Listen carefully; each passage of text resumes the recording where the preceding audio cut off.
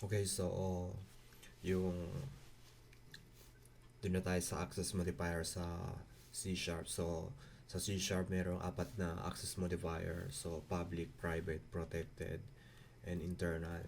So yung public, napag-aralan natin to. So code accessible sa lahat ng classes. So labas ng class, 'di ba? Program itong class na to. Kahit sa ibang variable pwede mong gamitin. So next, private. So yung private naman, yung code, yung variable, doon lang siya sa class. So hindi mo siya pwedeng access sa ibang class. So protected, parehas din ng private. So or in a class, inherited from the class.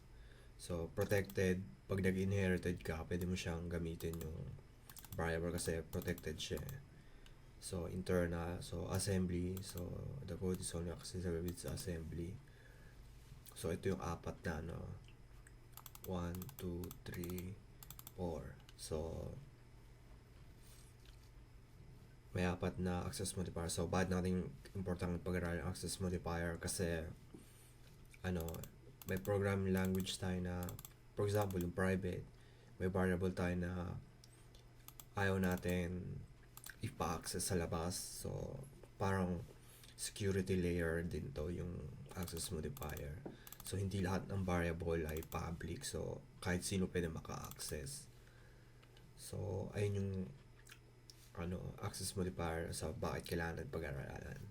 So dun tayo sa next natin tutorial, pag-aralan natin yung private modifier. So alam na natin yung public. So dun lang tayo sa private modifier na example. So yun.